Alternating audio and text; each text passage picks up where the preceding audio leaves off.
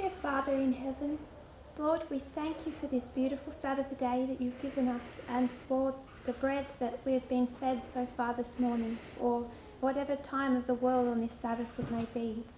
We pray, Lord, that you would bless Elder Tess now as she shares your message. Lord, that you would grant us hearts that are prepared to hear, that your word and your purpose would take root and not be moved. We pray for preparation for the times that we are going through now and for what is coming, Lord, that we would be part of the mighty mountain. We thank you and we ask all of this in Jesus' name. Amen. Amen. So I'll start, as always, with a review of last week.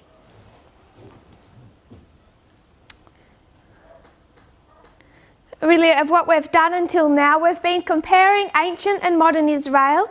A week is a long time, so I know that some things may have been past our minds, and there's just key points I want to make sure we don't forget. So we have this bringing out of God's people, a denominated people with a specific task or set of tasks to fulfill. We have ancient Israel. They are drawn out of darkness, of captivity, at which point of time in that darkness they have lost the Sabbath. Just the same, if this is the end of the 400 years time prophecy, we have the end of the 1260 year time prophecy. There was darkness, captivity, and in the 1260 the Sabbath truth had been lost. God raises up a deliverer, Moses. He's going to draw a people out of the pagan nations that surround them. God raises up a deliverer, William Miller. He's going to draw a people not out of pagan nations, but out of apostate Protestantism. The Sabbath will be reintroduced. It won't be that there has to be a process that both parties go through, ancient and modern, before the Sabbath can be reintroduced. It couldn't be reintroduced in Egypt, and it couldn't be reintroduced to God's people while they were still in the Protestant churches. Both are drawn out of Egypt, out of Protestantism, and then the Sabbath is reintroduced, reinstituted for that group of people. Around the same time period, you have the raising up of a prophet. So ancient Israel, for whatever other pioneers they had, the prophet they looked to specifically, particularly, was Moses. He was their prophet. So for ancient Israel, they looked to the Decalogue, the books of Moses. For modern Israel, we look to Ellen White. She's the prophet for Adventism. So around the same time period, you also have the beginning of the writings of the prophet. In ancient Israel, it's the same person. In modern Israel, there's a distinction between Miller and White. You have, in that Alpha history, a failure of that drawn-out people to be fit to do the work. All things considered, what should have happened was the work should have been completed here. They should have conquered Canaan, and when they conquered Canaan, they should have quickly, if they had followed that system that was being discussed this morning, the yearly Sabbaths as well as the weekly Sabbath, they could have been fit to do a work quite quickly after entering Canaan. But we know the apostasy that they continued to go into, the idolatry. The same thing for the Millerites. They should have been preparing the way for the Second Advent and find it completed in the 1860 history. And we looked at a quote from 1868 that made that very, very clear. They didn't because they were not fit to do that work. They had also held on to tenets of Protestantism, which is the Laodicean condition. So ancient Israel, they held on to part of Egypt. Modern Israel, they held on to parts of Protestantism. It's particularly that Protestant idea of the millennium that makes people, whether or not you ascribe to each part of that millennium doctrine, but to make oneself comfortable here on earth, because we don't know when Christ will come back. We know it will be far in the future. It's the idea behind Protestants and behind these Adventists in the 1850s. We don't know when Christ will come back. We have a long period of time. For Protestantism, they're thinking about the 1,000 years. For Adventism, we no longer held to that, but it's the same mindset of making oneself comfortable here on earth, because we don't know how long it will be until Christ returns. So we have the Laodicean condition. This is failure, this is failure. We described in more detail ancient Israel to show how their idolatry was the idolatry of Egypt. It's the Apis bull. And this Apis bull, as it relates to the king, the characteristics of a king, that was what they wanted in not only God, but also in their visible leadership. So someone sent me an interesting thought that I believe is relevant. When they ask for a king, they're given Saul. And Saul has all the characteristics of this Apis bull. He is tall, he is respectable, he appears powerful, he can lead them in battle. It's the characteristics of Saul that we find them desiring. They continue that through all of that history, both at Mount Sinai with the golden calf, which was the Apis bull, down through their request for a king at Ramah, the height of idolatry. So when we think about that, I want to make an important point that we don't forget, and that is that this Apis bull, they weren't saying that they were bowing before another god. They were saying that this is the characteristics of our true God, Jehovah. So they were able to justify their idolatry. What they'd done is they'd taken Jehovah, and this is a crucial point. They had taken Jehovah, their true God, and ascribed to him the characteristics of a pagan deity. So when they're bowing before this golden calf, they're saying, we're worshipping Jehovah. But these are his characteristics, and we want to be able to see him. When they come out of Babylon, they let go of the image. They no longer need to see him, but they hold on to the characteristics. And as we've discussed at length, that's their problem when Christ comes. They're looking for the Apis bull, and when Christ comes, they're not able to recognize him. So I want us to consider, just remind ourselves of this history.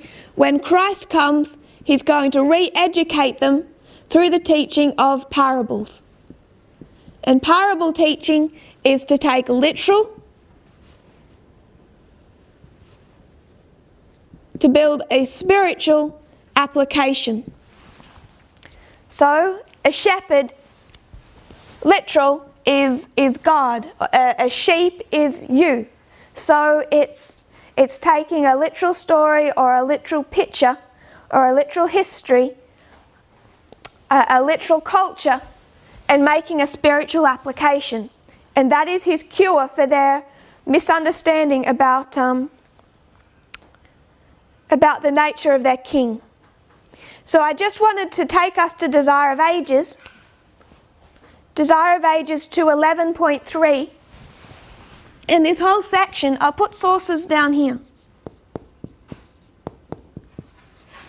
I just want to pick up a couple of thoughts from this section. 211.3 to 12.4 and 213.2.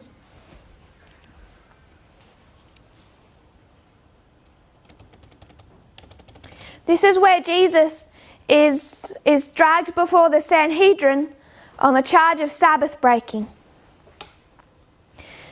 The time, the place, the occasion, the intensity of feeling that pervaded the assembly all combined to make the words of Jesus before the Sanhedrin the more impressive. The highest religious authorities of the nation were seeking the life of him who declared himself the restorer of Israel. The Lord of the Sabbath was arraigned before an earthly tribunal to answer the charge of breaking the Sabbath. When he so fearlessly declared his mission, his judges looked upon him with astonishment and rage, but his words were unanswerable. They could not condemn him. He denied the right of the priests and rabbis to question him or to interfere with his work. They were invested with no such authority.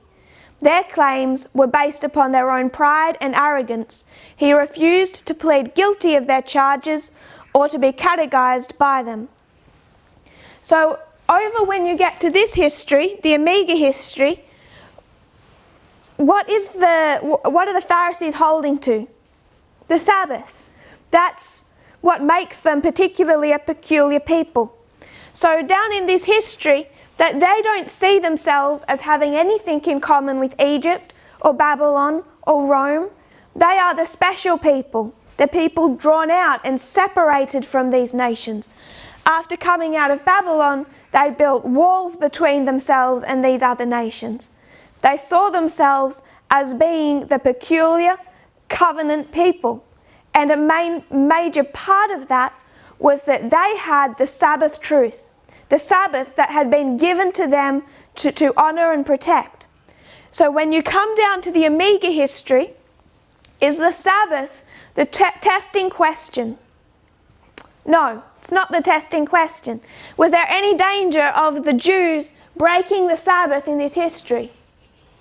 No, it wasn't the threat of the Jewish nation. Egypt, definitely. Babylon, there's a risk come in Babylon that they can keep their Sabbath. This history, no risk. The Sabbath was not the issue. In fact, the person who's given to them to prepare them for what's about to happen, for the giving of the message to the Gentiles, which we line up, by the way, with the Sunday law, has that got anything to do with the Sabbath? No. Because of his mission, what is he charged with? There's 3 specific things that Christ is accused of. The first one is Sabbath breaking. They're saying he does not honour the Sabbath.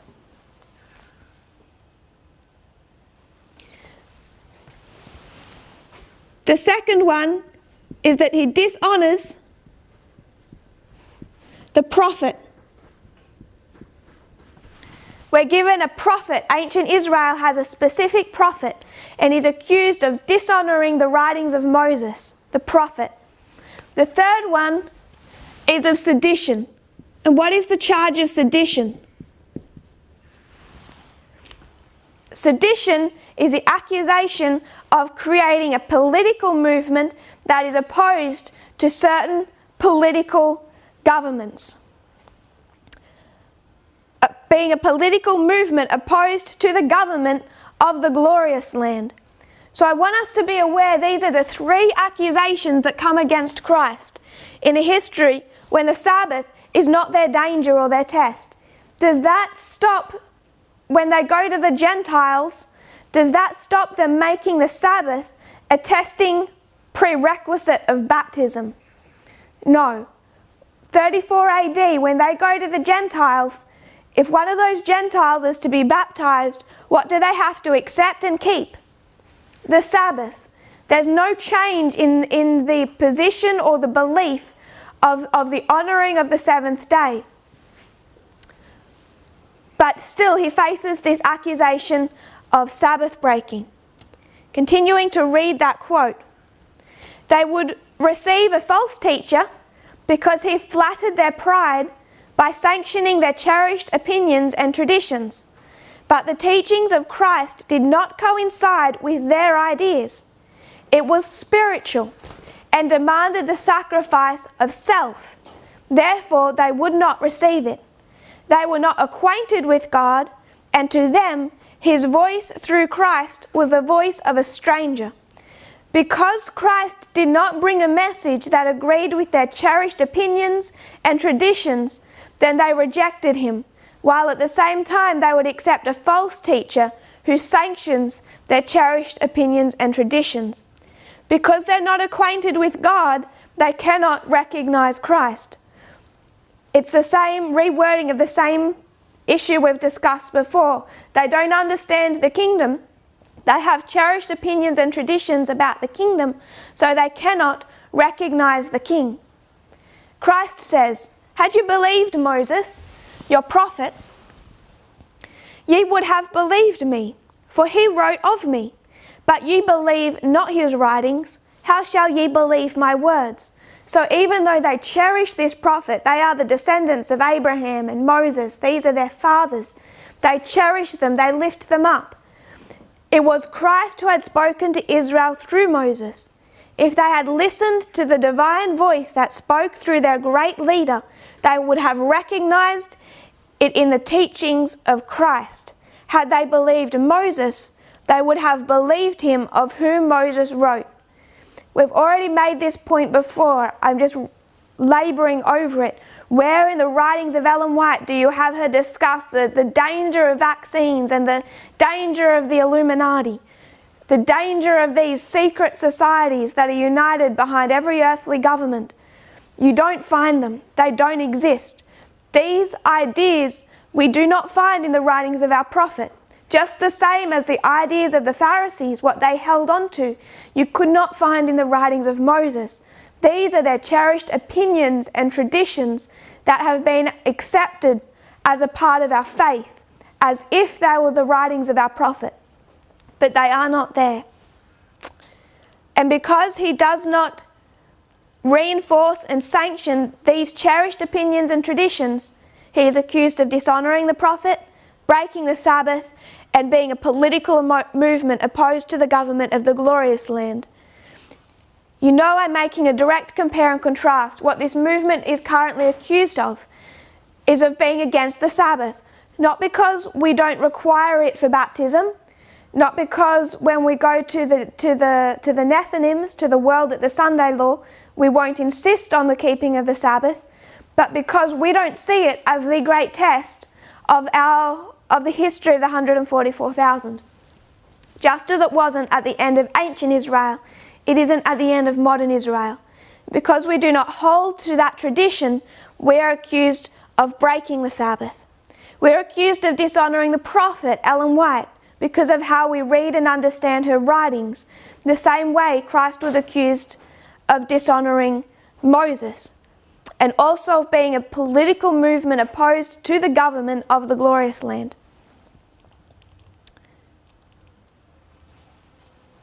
They misunderstand the nature of the kingdom, therefore they misunderstand the nature of the king, therefore they do not find themselves prepared when their test as God's people comes to them.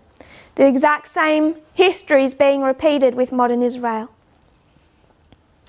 With many there is an apparent desire to be much in prayer with God. This is 1888.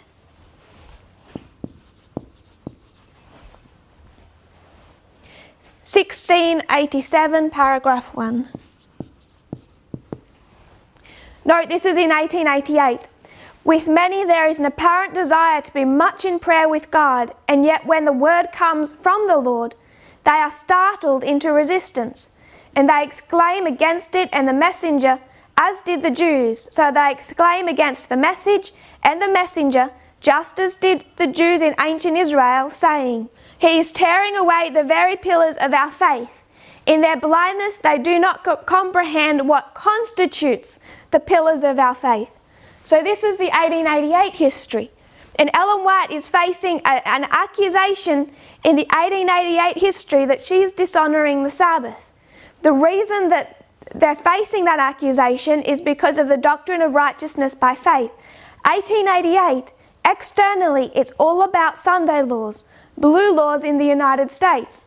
And everyone knows, is being told, Ellen White is telling them, we're under the cry of the third angel. So Ellen White is speaking in this time period about people who believe that they're safe in the 1888 history, in the history of Sunday laws. They are safe because they have the Sabbath. And she says they are dividing up the third angel's message. Is the third angel's message the Sabbath truth?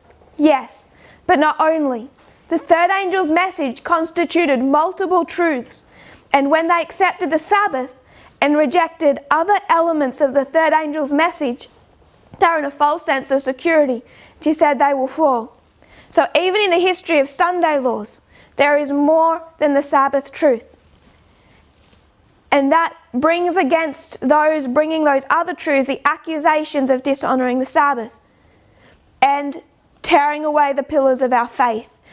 And her point is, those making that accusation in their blindness do not comprehend what constitutes the pillars of our faith. The answer to all of this, once we get into our history, is parable teaching. To take the literal, to explain the spiritual. And that's exactly what we're doing now, taking ancient Israel, the literal, to give us a more understanding of the spiritual. So we're doing this, literal, spiritual, but we're doing something else. We're also doing a compare and contrast with our Alpha history to our Omega history. So literal, spiritual, but also literal, Alpha, the beginning, explains the end, Omega, spiritual. So we also need to learn from our Alpha history.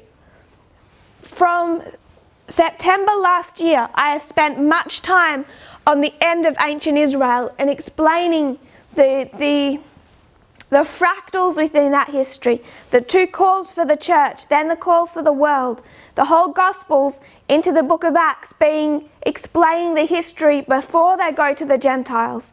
In the spiritual, explaining the history that leads up to the Sunday law when we go to the world. That has been laboured. What we are doing more and more is now focusing on this history, our Alpha, our beginning, as it explains the end. So just as ancient Israel, we have failure, success. In the Alpha history, they went into the Laodicean condition, and it resulted in failure. 1888 also resulted in failure. It gave rise to 1888 gave rise to a good deal of Pharisaism in the Adventist church, setting up walls between us and not just those other Protestant religions who want to bring in a Sunday law, but also we built up these brick walls between us good holy Adventists who keep our garments to show our morality and our it's essentially the same ideas of Pharisaism. They didn't just separate themselves from pagan nations, they saw themselves as holy compared to all those unholy Jews who weren't as moral as they were. Conservative Adventism, you can see it line upon line, it all fits, have gone down the same road. Coming back to 1798, we want to see what happened here. There was this split within Protestantism. It really rose up in the First Great Awakening in the early 1700s, but it's all these external events. These external events, such as the American Revolution, you have the French Revolution, you have with all of that, the Declaration of Independence, the US Constitution, the forming of the United States. In all of these massively momentous external events, you have those political changes impacting Protestantism. If you have free thought, inherent rights and freedom through the state, through the government, what about in your church and your freedom of thought within the church? So this begins to divide Protestantism into these two factions, all of these external events. And everyone is aware of these momentous external events. So prior to 1798, just prior to it, you have the beginning of the Second Great Awakening. And this is a second great religious revival within Protestantism. And this revival isn't going to stay purely religious. It's going to also show not just to religious camps, but to political camps. And they're best summarised in the 1800 election, 1798 being the lead up to that election between John Adams and Thomas Jefferson. So if you come down here in 1800, you've had George Washington as president, John Adams for one term, and now John Adams is running for his second term as president, but he has a rival in Thomas Jefferson. So you have Adams and Jefferson. And we showed how these also show the division within Protestantism. The old conservative guard supporting Adams, and supporting Adams because he was a strong religious, not just personally religious man, but also defending it through the state. We read quotes by Jedediah Morse.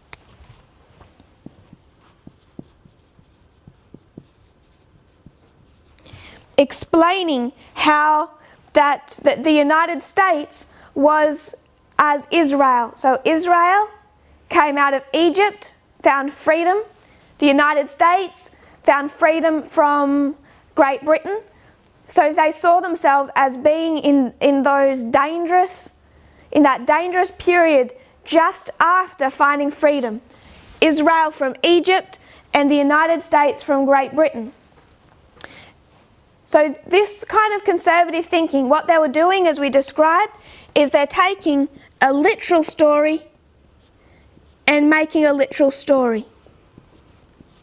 Because if you have Israel come out of Egypt, then what does the success of Israel depend on? It depends entirely on their own keeping to the moral code.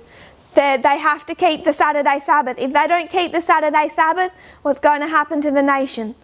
They'll be destroyed. So if the United States individually, if they don't keep the Sunday Sabbath and demonstrate that from the highest levels of government, what's going to happen? They're going to be destroyed as a nation. This is the thinking that's going to lead us all the way to the 1888 thinking and the Blue Laws. John Adams is not doing well as a president. One fellow that some of you may know from YouTube, John Green, Crash Course US History, a good set of videos to give a very quick overview of US history. He describes John Adams as being as the greatest thing John Adams ever did as president was hand over power. He's not looked that kindly on in history. And part of it was he had this very monarchical view of the role of a US president. Some of you may be aware of a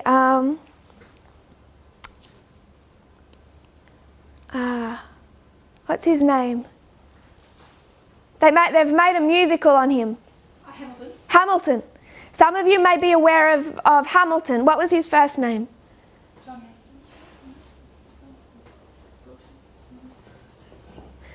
We can keep with Hamilton. Alexander Hamilton.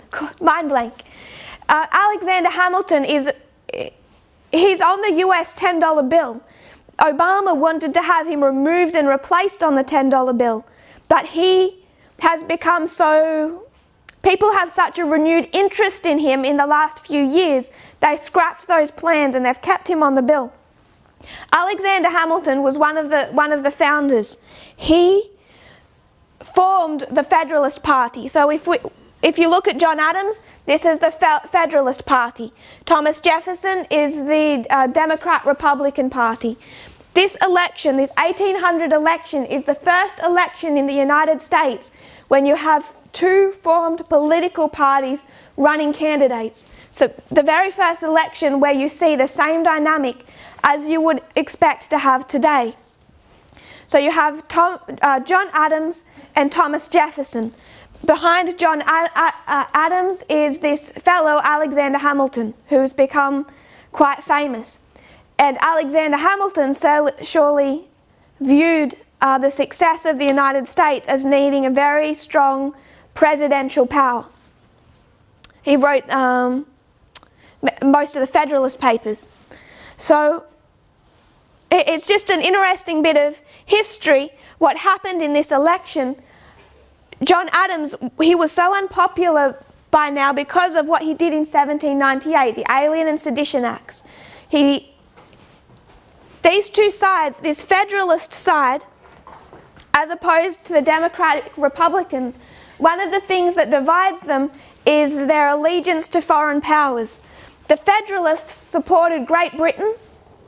The Democrat Republicans supported France. So you have the support of Britain and the support of France. They want to support Britain because they want the trade, those political connections. Thomas Jefferson, his side, supported France because of the French Revolution and the ideals of freedom. So there's this division between supporting Britain and supporting France. They're divided by a number of these dynamics. So as Alexander Hamilton, he's supporting John Adams. John Adams is knowing he's not going to do well in this election, and there's many French immigrants coming to the United States. So what do you want to do when you have an immigrant population who isn't going to vote for you? Well, you want to start to curtail the rights of the immigrants to vote. So that's partly what's behind this 1798 Alien and Sedition Acts, the alien being the immigrants to the United States, particularly targeting French immigrants. So John Adams, he wants to prevent those immigrants from being able to vote in the next election, because those immigrants are largely French, and they're going to support Thomas Jefferson, who is allied with French interests as opposed to the interests of Great Britain. So in 1798, he wants to start taking or restricting the rights of immigrants into the United States. He makes it, I think it was 5 years before an immigrant was allowed to become a citizen and vote. He extends that to 14 years. And then there's also the Sedition Acts. Multiple people who spoke against his government or said just mean words about him in newspapers, or in one fellow, there was even one drunk man who just shouted something offensive to one of the politicians in his administration. They were imprisoned, they received extensive fines, and there was quite a number that were imprisoned under those Sedition Acts. You were not allowed to speak against the government. That also was very unpopular. So Alexander Hamilton supporting John Adams. Thomas Jefferson is running for this 1800 election. Thomas Jefferson is running with another fellow, Burr. But the election system in the United States then, it hadn't yet been very well refined. There's many problems with that election system. So when this side wins, when the Democrat Republicans win and the Federalists lose, there's a split in the Electoral College vote. There's equal numbers go to Burr and equal numbers go to Jefferson. So either one of them could have become president, and this is because they hadn't refined their system and it still wasn't clear who would be president and who would be vice president. So Jefferson and Burr, that vote is split in the Electoral College. No one knows how to solve it. So Alexander Hamilton, who was on this side of the equation, now that his party has lost the election, he throws his weight of support behind Thomas Jefferson. He says quite mean words about he says quite mean words about Barr and supports Thomas Jefferson. which leads to, in 1804, Burr has had enough of Alexander Hamilton and challenges him to a duel, and Burr kills Hamilton. That's how Hamilton dies. And it's because of his treatment of Burr, particularly in this 1798 to 1800 election. So it's a complicated process, but there's this original split between the Federalist Party, here their candidate John Adams, and this Democrat-Republican Party led predominantly by Thomas Jefferson. And we showed how this also showed the split within Protestantism. And what you have is this being the Protestants, Jedediah Morse, supporting this literal to literal view.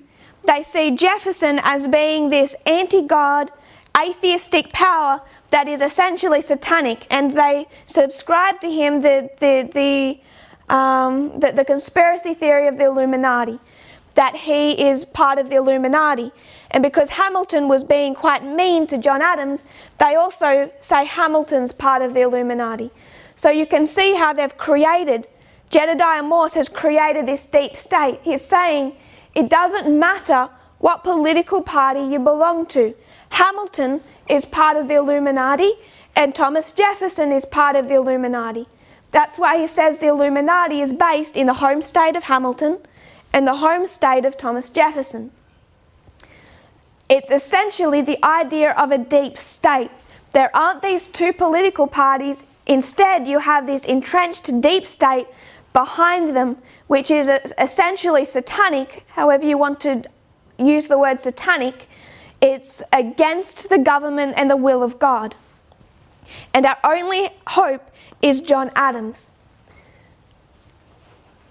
It just becomes interesting when you bring that to our day and you start seeing this idea of a deep state, this satanic union that crosses political parties.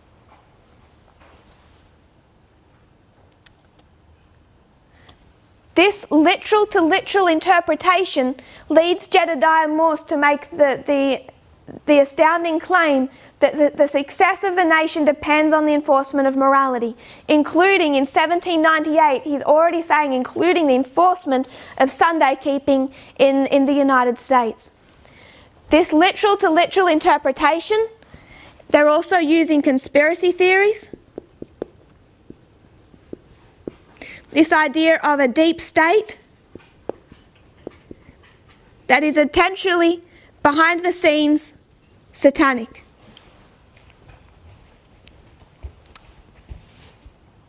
This division in Protestantism didn't go away. It extended down into the history of the 1850s, when this discussion about slavery starts reaching a dangerous pitch inside America. At the end of the studies in Portugal, we discussed the 1844 election and Henry Clay. Henry Clay stated that the church divisions, the division within Protestantism, was the greatest source of danger to the United States.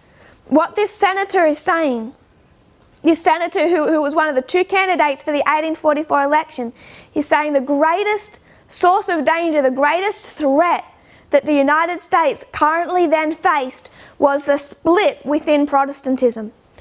And it's over the issue of slavery. So the great external test of this history, it split Protestantism.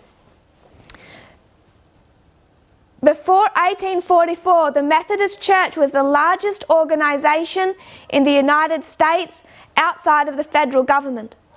It divided, it split officially in 1844. A strong cord tying north and south was cut.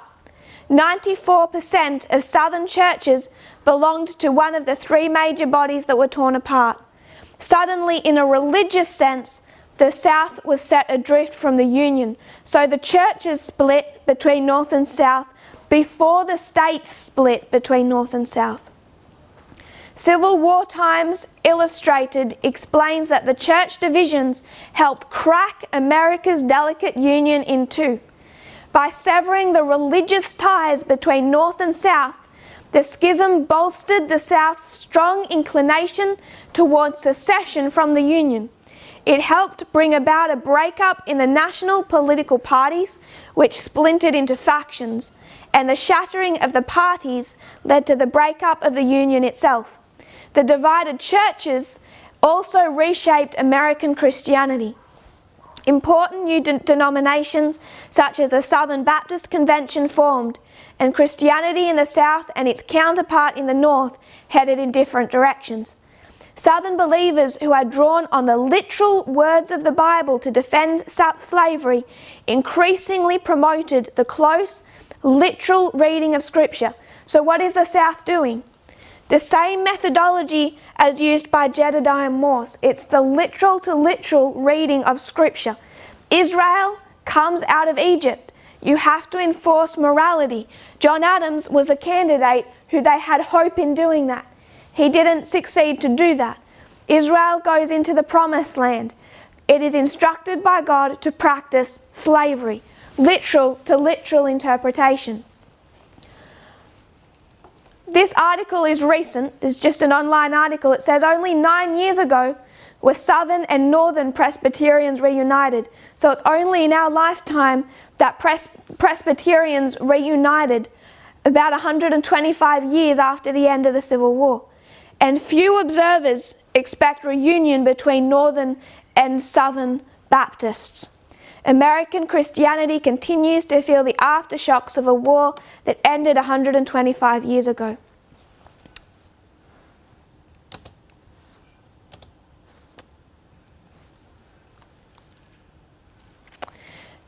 So the effects of this split within Christianity we can still see when we talk about Southern Baptists or Northern Baptists, or even when it comes to Presbyterians and Methodists. It completely split Protestantism in the United States. Officially, as a schism, they formed two separate churches, and I believe it was a Methodist that actually occurred in the year 1844. And it's over this interpretation of the Bible. It's this same split, and it's this side, this literal side, that is saying we must read literal to literal, and therefore, as the United States is Israel, we have to practice slavery, segregation, all of the things we see practiced by ancient Israel.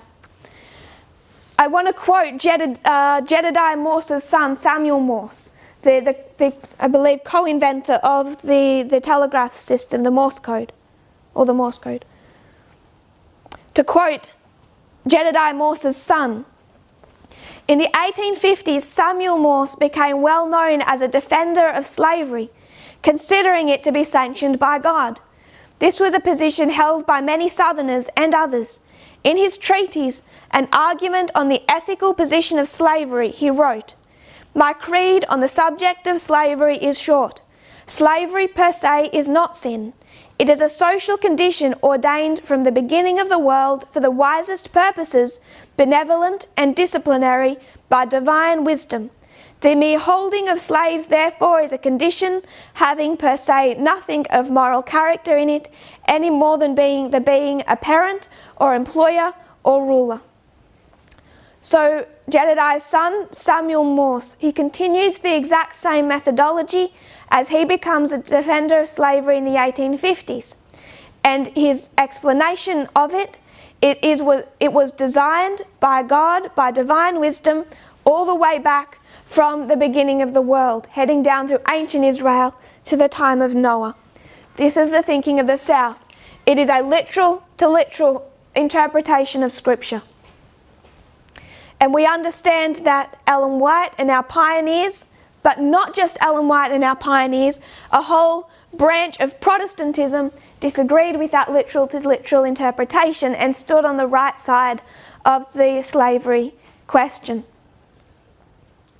1888. What happened with 1888? It's the same thing. You don't have a Protestant schism occur, but you still have this split. Not every Protestant denomination or pastor supported the enforcement of Sunday laws through the government. So in 1888 history, you have the same split. And when I draw this, I'm referring to a split within Protestantism. And this one side, as we've described here with Jedediah Morse and what characterises his beliefs, is the exact same thing. It's literal to literal. And we read a quote by A.T. Jones last week, when now it's describing how Nehemiah was ruling in a true theocracy, a government of God. They're taking these Old Testament stories, applying it to the United States.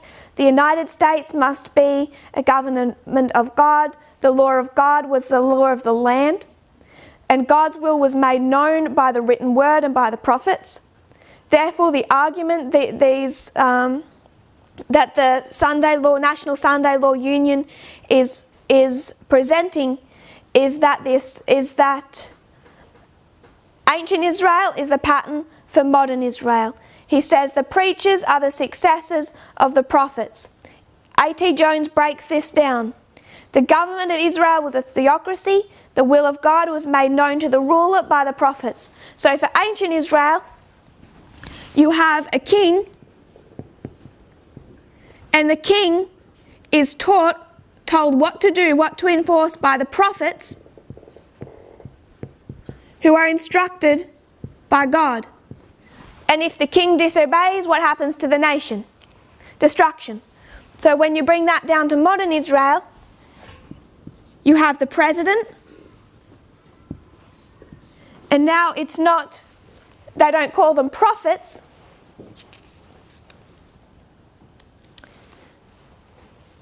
It's the preacher, the Protestant preacher, who is instructed by God. And if the president disobeys the preacher, what happens to the nation? Quoting A.T. Jones, the government is to be made a theocracy. The preachers are the successors of the prophets. They are to compel the officers of the law to prevent all selling of goods and all manner of work on Sunday. This shows conclusively that these preachers intend to take the supremacy into their hands, officially declare the will of God, and compel all men to conform to it. So they must do this through the laws of the land, which is why we have the history of Sunday laws in this history. It's a literal reading of inspiration, and behind it is also this idea that the current leadership, unless this is enforced, that there is this deep state that is satanic, which will bring upon itself the government of God unless they clean up their act and enforce morality. Coming down to our history, it's what we've seen from the 1790s through the formation of our faith, through the 40s and the 50s, the split within Protestantism is what we saw in the 1860s when, in 1863, when we had the National Reform Movement start, and then in the 1880s history, 1880s, 1890s with the Sunday Law. It's the same thread of Protestantism, but it is not all Protestantism. That there is a distinct split within Protestantism, and you need to know where to look. What characterises their belief system? Coming down to the Omega of ancient Israel, there are many different denominations within Protestantism and subsets of beliefs. We're looking at what unites, what type of methodology and mindset unites them. Coming down to 1989, we've spoken at length about Jerry Falwell and the moral majority. I want us to expand on that a little. If you were to look at Jerry Falwell and someone like Billy Graham, they disagreed on many parts of their faith, but there are things that united them, that made these leaders willing to work together.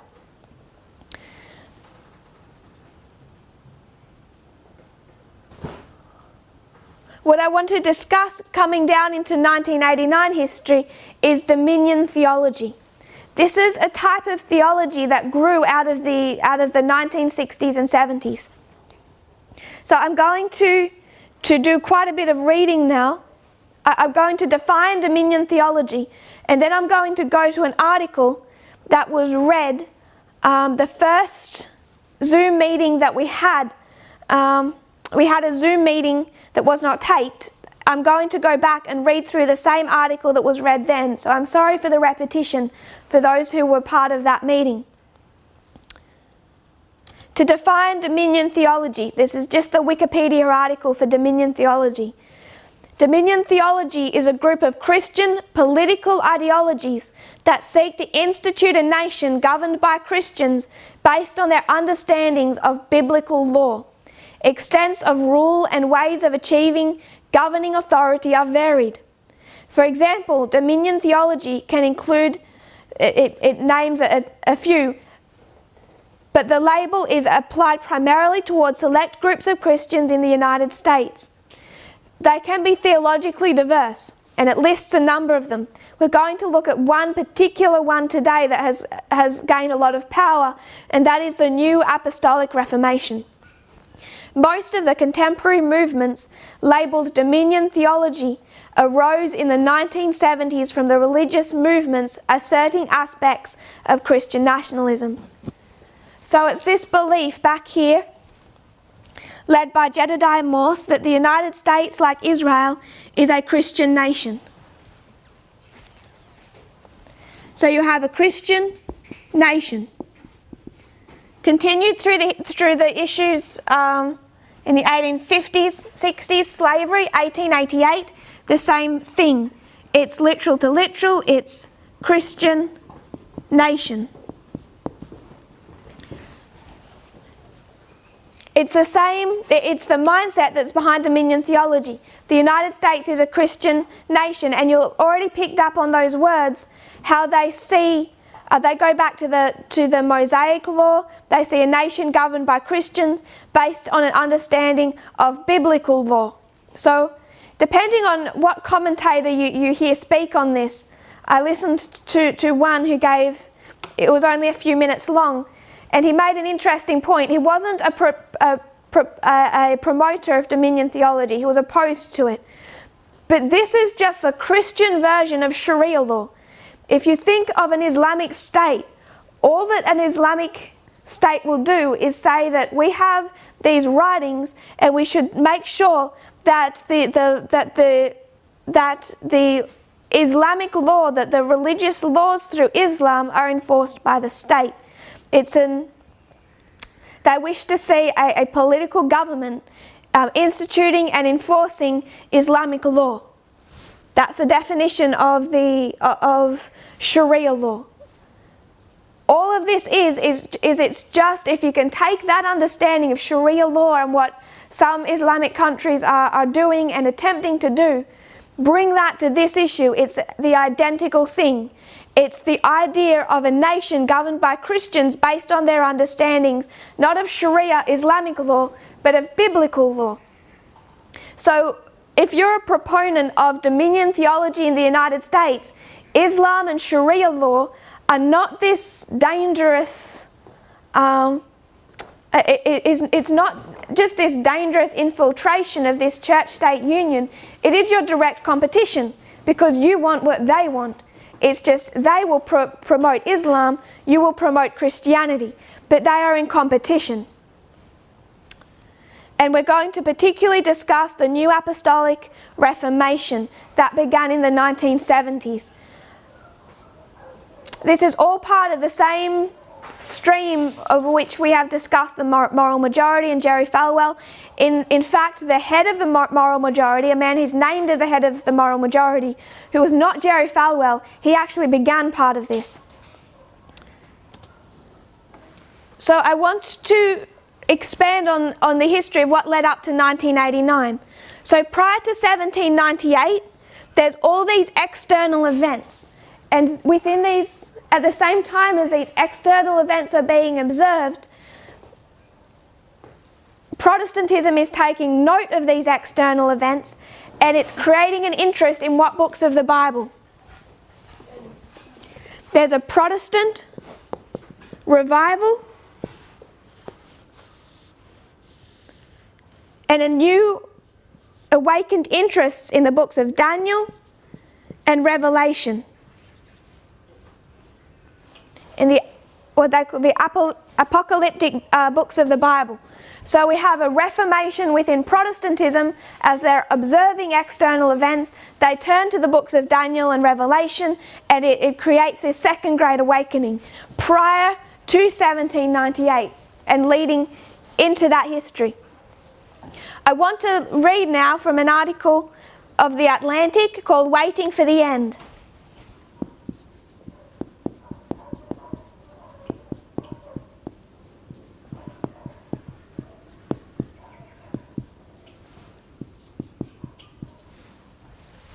If we were to take these two histories and overlay them, you have 1798 and 1989. And this article, in The Atlantic, "Waiting for the End," it was written by William Martin in June of 1982. So it's written back in this history.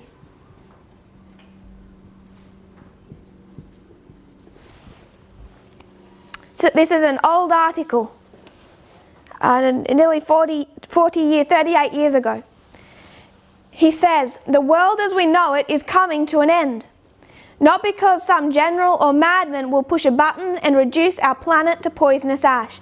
So this is still in the history of the Cold War. We're some years before the end of the Cold War. So the world is coming to an end not because of this threat of nuclear annihilation that existed in the Cold War, not because the weight of a growing population will cause the Earth to lurch out of orbit. Rather, the end is near because God has had it planned that way for at least 1900 years. It's all right there in the Bible, in Daniel and Revelation. This is The Atlantic speaking, with auxiliary illumination from other key portions of Scripture. Just as surely as He created a fully furnished universe out of nothing in 6 24-hour days, nearly 6,000 years ago, He is now about to bring it to completion in precise accord with a detailed blueprint tucked away in His Word. So there's a renewed interest in Daniel and Revelation prior to 1798.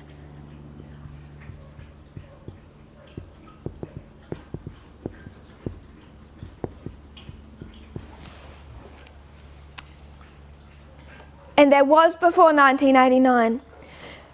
Judeo-Christian history has seen numerous outcroppings of interest in biblical prophecy, usually in times of social upheaval, but few, if any, have been as widespread and influential as that are now flourishing in conservative Protestant circles. So again, there's liberal Protestant and there's conservative Protestant, and which one is being drawn to Daniel and Revelation? Conservative Protestant circles. No hard data is available, but millions of American evangelicals apparently believe that within the present generation, and probably sometime in the 1980s, Jesus will return to lay the groundwork for a glorious 1,000-year reign here on earth. Hundreds of Bible-believing preachers discuss the chronology of these latter days with confidence that what they are saying is as familiar and real to their congregation as the stories of Noah's Ark and the birth of Jesus. The same themes are proclaimed by such leading television evangelists as Oral Roberts, Jerry Falwell, Pat Robertson, Rex Humbard, Herbert Armstrong, Kenneth Copeland, Jack Van Impe, and on such lesser-known programs as The Voice of Prophecy, The King is Coming, and 11:59 and Counting. So a couple of those names we should start to be familiar with. We already know Jerry Falwell, Pat Robinson, Kenneth Copeland. These names are the people who have led, some of them still living, who lead even today in this dominion theology movement that has gained traction more and more in the last years. So we're seeing something that led directly to what we have today. Hal Lindsey's, in the 1970s, the New York Times named the best-selling author of the decade to be the author Hal Lindsey. His book, The Last Great Planet Earth, 15 million copies sold. These are prophetic books about the end of the world. Though its growth has occurred mostly within the last 2 decades, this movement based on biblical prophecy had its roots in the 19th century. He's going to take us from here and say, well, this is what we're seeing in the 60s, 70s and 80s. It had its roots back in the 1800s. The French Revolution and its aftermath had kindled interest in prophecy, as biblical students saw the destruction of papal power, the secularization of the state, and the rise of a religion of reason as being remarkably similar to events described in Daniel and Revelation. So there's external events in this history. There's external events in this history, particularly those that lead up from, I'm going to put in the history of 1773 because it ties in what's happening in Europe and America. It's not just the French Revolution, it's also the rise of the United States and this secular, non-religious government of freedom. But he's also listing the French Revolution, the destruction of papal power, 1798, secularization of the state, that's the creation of the United States, the religion of reason. And this also, these external events, as we've discussed, renewed interest in Daniel and Revelation. So this Atlantic article is tying these 2 histories together. Takes us back to our Alpha. Millenarian thought that the Protestant belief of the millennium flourished in the United States at this time. The most notable millenarian during the first half of the 1800s, however, was William Miller, a prolific writer who held camp meetings and tent revivals that built him a following estimated at 50,000 people. And it has a short discussion on William Miller, and they make some mistakes about some of the tenets of our faith there, but they're describing what's happened in this Second Great Awakening, and they see that the most notable member of this history as being William Miller and his interpretation of biblical signs. They describe how he set a date, how that led eventually to his embarrassment, and how these millenarians learned to avoid being over-specific. So in those 2 paragraphs, they give a brief description of that history and the importance of William Miller in that history. The beliefs of the Protestants in that history revolve around the 1,000 years and the rapture. So it's going to give a bit of a description. After the rapture, a 7-year period of tribulation will fall on those who are left behind. It will begin with the appearance of the Antichrist as leader of a 10-nation confederation. So I grew up in a situation where I had access to hearing various conservative trains of thought from those who believed the church was Babylon. Not that my family ascribed to that, but we had connections with people who do, to going to AYC conferences, very conservative Adventist youth conferences, to hearing Walter Veith and those who supported him. These various groups that didn't all necessarily agree with each other, but I had access to these various schools of conservative Adventist thought. And as I read this article, what interested me was how precise the Protestant view of the end of the world is, and while we disagree with many parts of it, how much we have in common. They believe that the Antichrist is a leader of a 10-nation confederation. So how are Protestants, what is their view going to be of the United Nations? Not very favourable. He will seem to be a man of peace and will side with Israel when it is threatened by a northern coalition, which is now generally expected to be led by Russia and to include Germany. This is back in the history of the Soviet Union, so they'd be thinking of Eastern Germany, the Arabs and Iran. His help will not be needed, however, because the coalition will be so devastated by earthquakes and pestilence that it will take 7 months just to bury the corpses. So this is their view of Revelation. So their Antichrist leads a 10-nation confederation. Realizing realization that the raptured saints, the faithful who were caught up, had been prudent to believe in Jesus, will cause 144,000 Jews and a multitude of Gentiles to accept him as Saviour and Messiah. They'll accept Christ. These converts, together with two outstanding prophets, possibly Moses and Elijah brought back to life, will win others to Christ.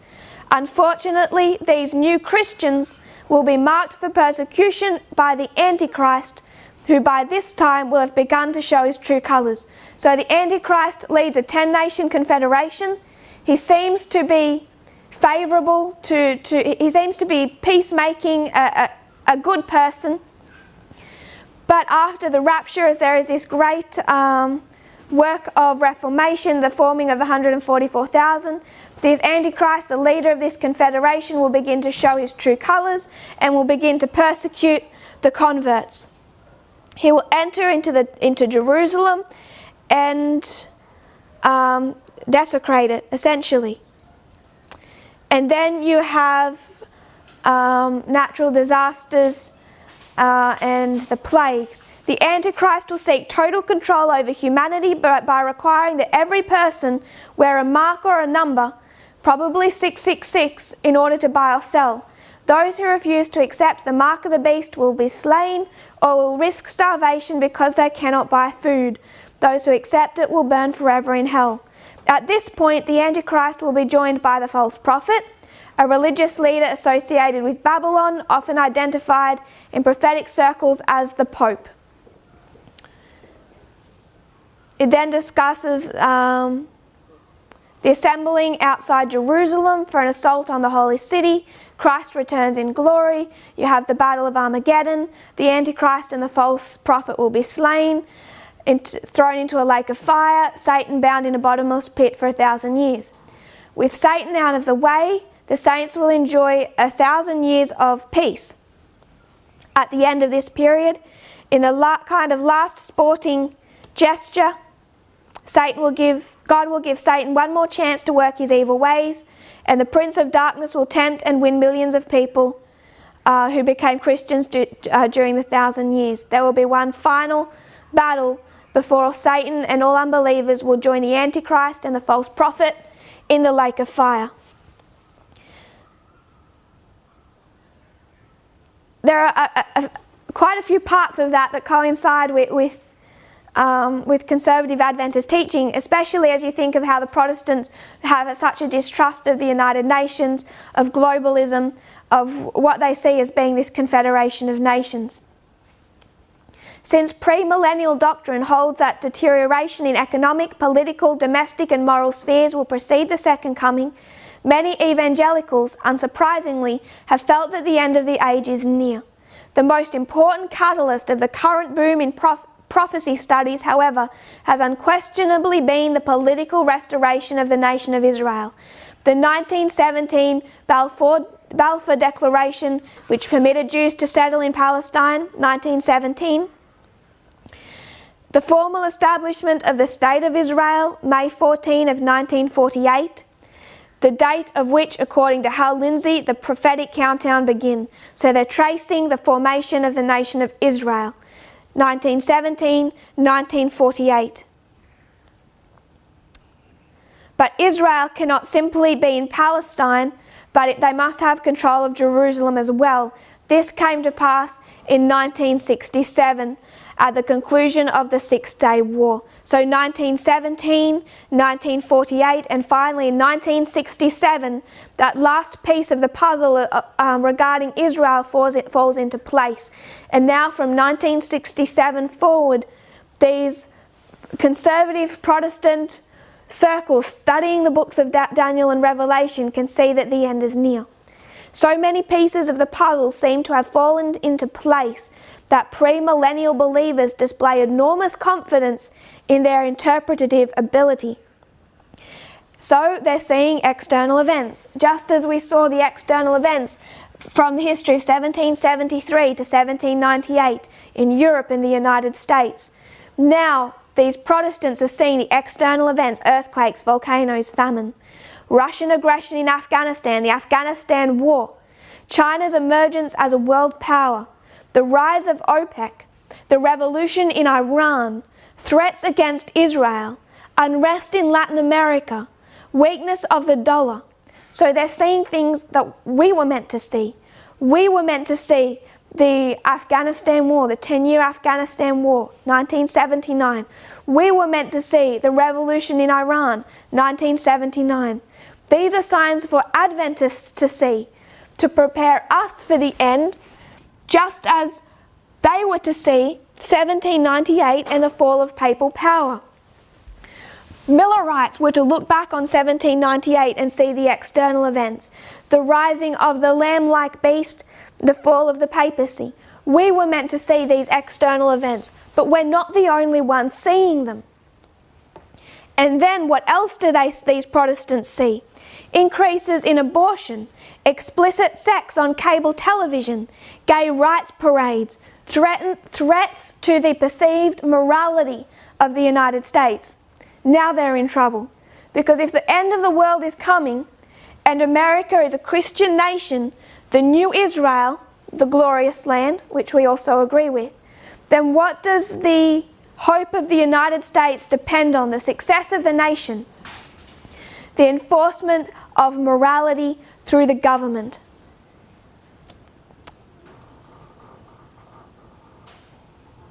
Students of prophecy do, however, give serious attention to truly important problems, such as scouting out the Antichrist and identifying the mark of the beast.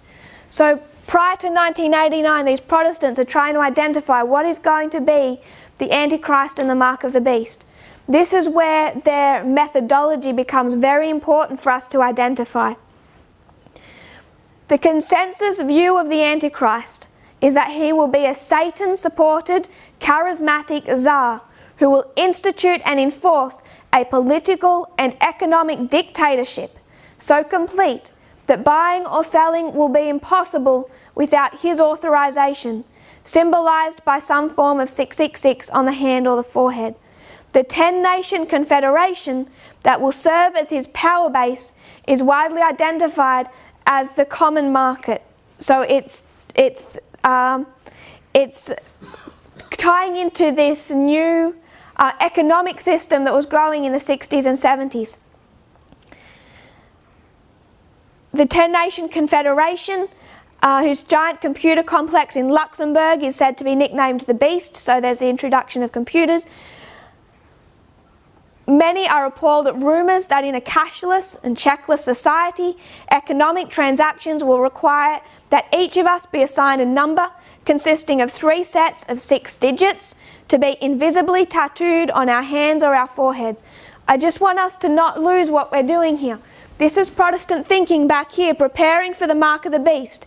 And they're seeing that there's this tattooing into your body of certain information that allows you to buy or sell. And what did Bill Gates just prescribe to do? He suggests it's not exactly a tattoo, it's some type of laser technology.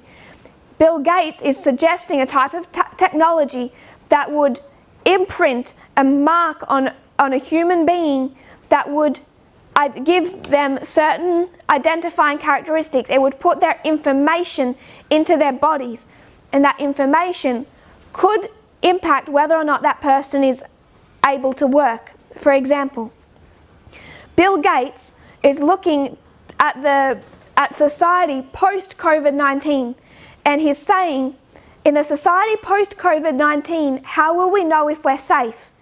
If someone is to work at a job where they're meeting many different people, they can't socially isolate, so we should make sure that they are someone that is immunized or has had COVID-19 and is protected from it. So we can imprint into people their some type of mark that will identify whether or not they are immune to certain illnesses, viruses and diseases. If they have immunity, then they are safe to work in offices where they have a lot of interaction with other people. So this mark can impact whether or not someone can buy or sell. So what's currently happening is this panic in some circles of Protestantism that they have finally identified the mark of the beast. And the mark of the beast is Bill Gates because he's a globalist, and it's going to be because of this imprinting or this mark that's related to COVID-19. That's what they're saying. That's not what we're saying. And we're not saying it because hopefully we are not apostate Protestants. Unfortunately, many of us are. That's what we are. That's why we're worshipping the Apis bull. We have the same mindset and methodology. Unless we learn from parables. Back here, 1982, they have no Bill Gates with this type of technology. So they're looking at a different explanation, particularly one woman in the early 1980s. Now that various forms of 666 are prominently in use, spreads through fundamentalist networks as rapidly as the false reports that worms are used in McDonald's hamburgers or that Satan worship infests Procter & Gamble. So it's lining up this idea with these prominent conspiracy theories.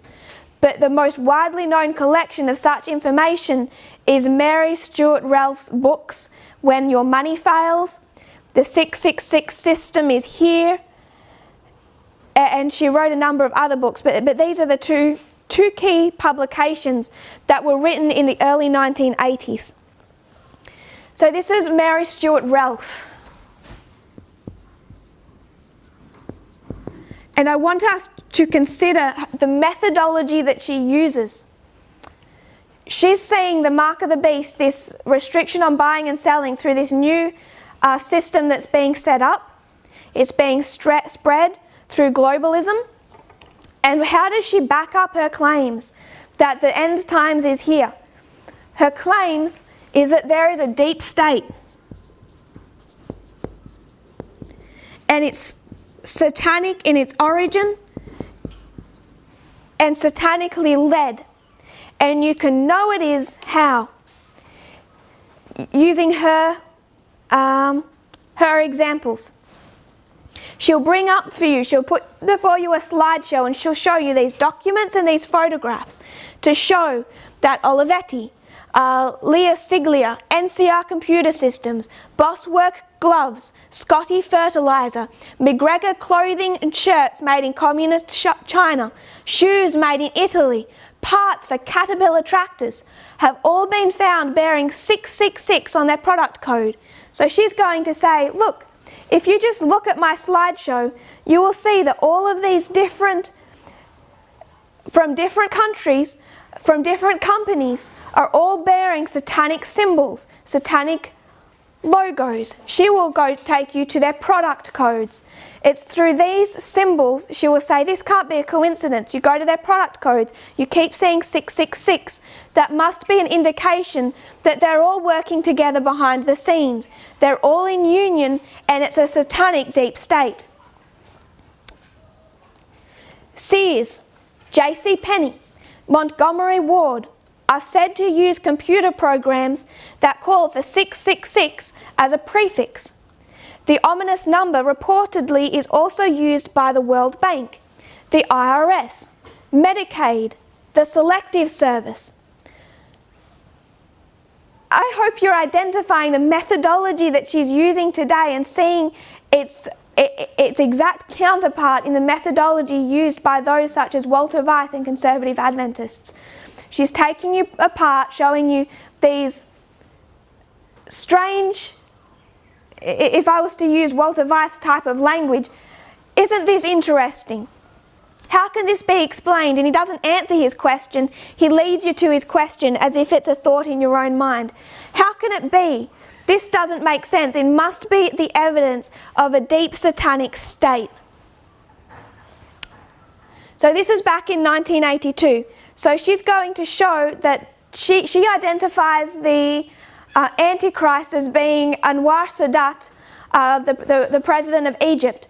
When he reopened the Suez Canal in 1975, apparently he rode in a warship with 666 emblazoned boldly on its bow.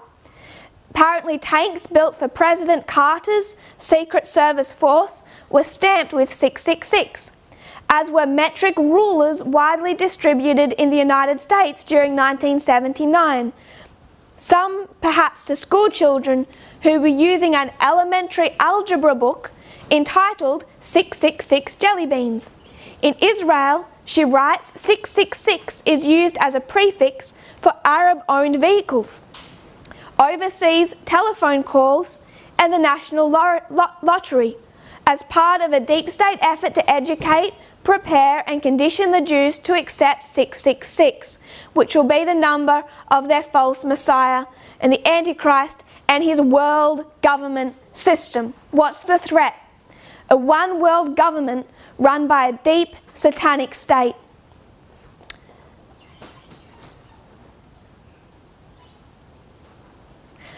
This is the author. After reading her book, I felt a little queasy at recalling that my take-home pay at the time I first developed an interest in biblical prophecy was $666.66, and that once while living in Massachusetts I had seen 4 nuns in a car whose license number contained the dreaded digits.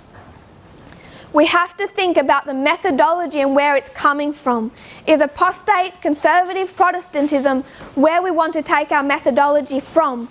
And the conclusion of their methodology are many of the same conclusions that conservative Adventism has come to. And we think that those conclusions make us special, that somehow we're the only ones fearing this satanic deep state. And that we can prove that satanic deep state because we'll sit in a lecture hall in front of Walter Veith as he'll show us slide after slide of secret handshakes, of secret logos with satanic symbols, with 666 emblazoned in secretive places to show that they're all part of the same deep state. He is a modern Mary Stuart Relfe. They use the same methodology and despite some different views of millennialism, etc., come to the exact same conclusions.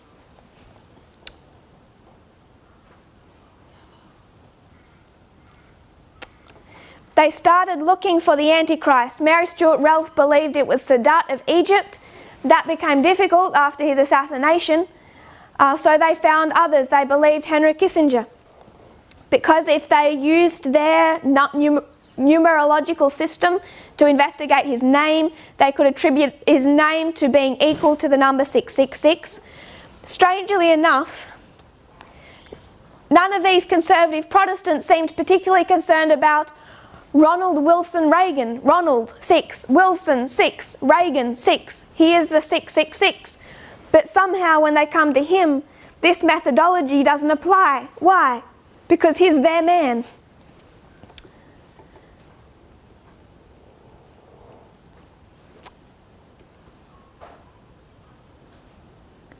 So they start advising.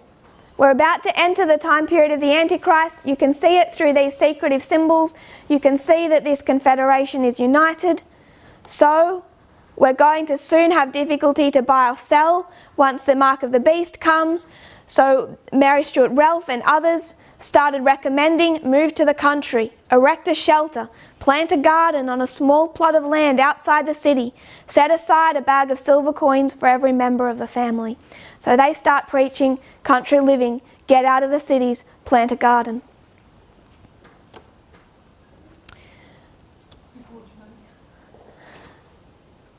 More significant, one has to consider how this theology will manifest itself in the activities of the Christian New Right. So how is this going, this theology, that they're at the end of time because of the external events and because of these teachings, how is this going to manifest itself? And you start seeing this now in the government of the United States. So when you have a Secretary of the Interior speaking to the House Interior Committee saying, I do not know how many future generations we can count on before the Lord returns. How is that going to impact the behaviour of government? For example, if you are a non-Christian liberal government employee, are you going to be concerned about the depletion of natural resources? Of course, it's a real thing. But if you subscribe to this type of concepts, are you going to have any concern about that? No. And this is what's behind his remark about saying, we don't know how long we've got left. Implying that we should not be greatly concerned with long-range husbanding of natural resources. Similarly, if a president were to appoint one or more pre-millennialists to key foreign policy posts, who at the confirmation hearings would think to probe for beliefs about the Second Coming, what incentive would they have to work for lasting peace in the Middle East, since they would regard a Russian-led attack on Israel as a necessary precursor of the millennium? And it goes through some details of how this would impact their politics.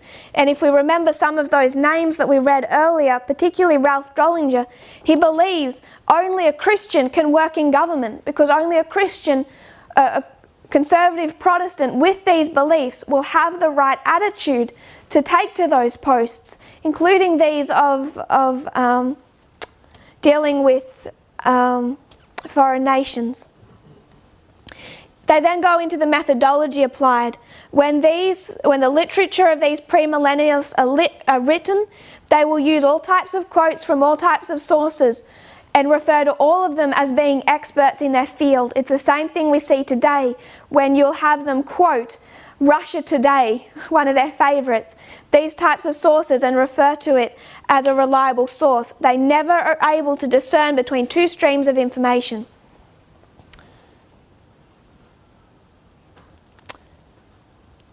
Mary Stuart Relfe, she'll show you this satanic deep state. She'll take you to lyrics. The conspiracy theories of the assassinations of Abraham Lincoln and John F. Kennedy. Song lyrics such as "What the world needs now is love, sweet love." The Coca-Cola theme, "I'd like to teach the world to sing in perfect harmony." Why would Mary Stuart Relfe look to the Coca-Cola theme and see evidence of the satanic deep state? Do they want world harmony? No. World harmony is a precursor to this 10-nation system led by the Antichrist. It's an anti-American attack on Christian values, and she tells of being rendered immobile at learning that the Sex Pistols' irreverent "I'm an Antichrist, I'm an anarchist" was part of the lyrics of the #1 song in England. I sat through Walter Veith lectures where he pulled up song lyric after song lyric to show evidence of the satanic deep state. Same methodology, same conclusion. These examples of overreaching reflect poor scholarship and faulty journalistic technique rather than inherent weakness of doctrine. The study of Daniel and Revelation and similar biblical literature has enjoyed some popularity in these universities and seminaries since about 1960. It spread through both liberal and conservative universities. Premillennial teaching is probably most attractive to those who feel that the world, or at least their segment of it, is out of control. Make it great again, make America great again, and can be brought to a good end only by concerted supernatural intervention. Such feelings of being marginalized are likely to be especially acute when established ways of life are being threatened. So these people have the characteristics of being felt as being marginalized under society. And we saw that mindset of marginalization just grow exponentially under the administration of Barack Obama, when those Christian right nationalists started to feel marginalized in society. Exactly how the South felt, I would argue, before the Civil War, when they argued that the man who assassinated Abraham Lincoln argued that he was angry not because he wanted to own slaves, but that he felt marginalized in a society that no longer would allow him to speak favorably of slavery without feeling persecuted. So this is just reading from 1982, this article in The Atlantic, what we've gathered from them. It never uses in this article the phrase deep state. I've put that in there to try and show that that's exactly what Mary Stuart Relfe and the others are starting to teach. They might ascribe to different views of what that looks like. They may not all agree with the 666 being on some product code as being relevant, but it's the same mindset that there is. If you have this evidence in something from China and something from Russia and something from France and something from the United States, if you have this from Coca-Cola and all these companies and it's in their logos, what is that telling you? That behind the scenes They're all united in secret societies. Doesn't matter if they're a Hamilton or a Jefferson, they're united in the Illuminati. It's a satanic deep state, and what do you have to fear? The coming together of earthly governments, because it will be the tenfold union of the Antichrist. And then when that Antichrist forms, it will appear benevolent, then it will persecute, so you better move to the country and grow your crops. And we see that it's happening so much more since 2019, COVID-19, and the conspiracy theories around globalism within Protestantism, around Bill Gates within Protestantism, and on this idea of the imprinting of a code that will allow you to buy or sell. I learnt all of this in conservative Adventism, and we think we're special. We're not. The Pharisees, did they think they were special and unique? Yes, they had the Sabbath. They had built walls between them and all the other countries. Perhaps if they hadn't have built walls between themselves and pagan Rome, they would have recognized that their thinking was identical to that of pagan Rome. They would have recognized that they were actually thinking the exact same way, that their idea of the first advent of Christ was the exact same type of Messiah as a Roman would expect if Rome was in the same position as what Rome wanted and had in a Caesar. They wanted Jehovah to look like Caesar. Their ideas of God and of the end are the same. Conservative Adventism may feel special and different and separate because we wear long skirts and we show it through our morality, just as the Pharisees did. We may feel we're special because we know that that obelisk in St. Peter's Square means something else. Catholics all know that. Our doctrine, our conspiratorial doctrines that are our own inventions and not found in the writings of our prophet, those inventions are actually what ties us and shows us that we have the exact same belief system and methodology as apostate Protestantism. You see that directly when you see the link between the type of methodology and the conclusions she came to when you look at conservative Adventism. And this is as real idolatry as the carving of the golden calf. The idolatry of the Pharisees led to the end of the Jewish nation. The idolatry of, I'm saying Walter Veith as a heading, there are others that come under, will lead to the destruction of Adventism. It will lead to the loss of hundreds of thousands of people of their salvation. People are questioning, why mention Walter Veith? Don't be so divisive. Don't attack him. Just, I'm going to use my words, give a peace and safety message. The time for a peace and safety message is behind us. If we subscribe to this type of idolatry, we are subscribing to the idolatry of Protestantism. We are worshipping the ancient Apis bull of ancient Israel. That's what we are to separate from, and the mechanism of that separation, as it was for ancient Israel, is parable teaching. So we are out of time for today. What I want to do when we come back is we've looked a little at this history of 1982, and we're aware of 1979 and this 10 years. External events to be recognised by Adventism, but they were for everyone. Rain fell on the just and the unjust. External events are there for Protestants to see, are there for Adventists to see. We know this 10 years is also the 10 years of the moral majority, leading to Ronald Reagan. I want us to see where this dominionist theology actually led to, how it's been demonstrated, particularly under the Trump campaign, and how it has also, I would argue, has split Protestantism.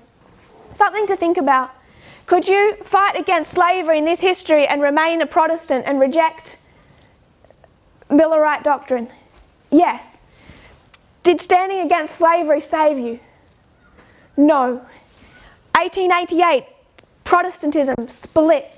Many Protestants fighting against a national Sunday law with a correct version of the separation of church and state didn't save them. We need to understand our own history and what tests us. But there are there are more subjects that must be understood and accepted to be a member of God's true movement. So we'll close there for today, just in a summary. We compare and we contrast ancient Israel with modern Israel. But then we also compare and contrast the beginning of modern Israel with the end of modern Israel. We began to overlay them here. External events caused a revival that spread through the whole of Protestantism. William Miller, the Millerites, Adventism was one part that came out of that. There's a Protestant revival spread through the whole world in this history, 79 to 89, but particularly in the United States. Shows under the teachings of such people as Mary Relfe, as Kenneth Copeland, Drollinger, and others, as they also formed the moral majority to retake government, because if the United States is to be Israel at the end of the world, not the literal Israel, but the glorious land at the end of the world, it must be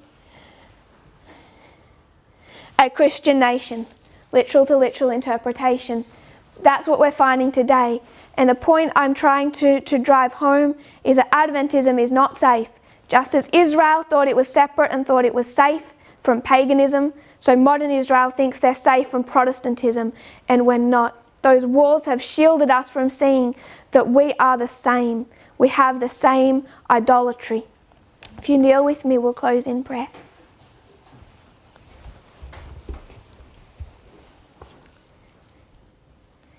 Dear Father in heaven, thank you for our blessings. Thank you for how good you have been to us, that you give us your parables. We know that we have much to learn. And Lord, as we look at this history and we see what's happening within Protestantism and the external events that impact both us and them, we see, Lord, that the great danger that exists for your people. I pray, Lord, that they'll be shaken from these conspiracy theories, that they won't take part in the idolatry of Protestantism that is looking in the wrong direction for the mark of the beast and for these testing times. I pray, Lord, that we'll understand correctly the books of Daniel and Revelation, that we'll understand correctly the writings of our prophet. I pray, Lord, that we'll understand correctly the testing issues of our time, that as Jesus showed another way to ancient Israel, that now in modern Israel, may your people see the truth for what it is. May we not be held down by our preconceived ideas and opinions, but when we see truth, may we be willing to let go of everything that holds us from that truth. I pray, Lord, that we will have this deep humility of heart to recognize where we have had errors and mistakes in our past and be willing to relinquish them. I pray, Lord, that you be with your people all over the world as they enter into your Sabbath hours, and as we in the Southern Hemisphere, as we come to the conclusion of ours. May we honour you and glorify you. May we honour your Sabbath just as much as your people have been required to throughout these years. May we also see the testing issues of equality and these other messages, Lord, that we must have a correct understanding of to do the work you've assigned us. I pray all of this in Jesus' holy name. Amen.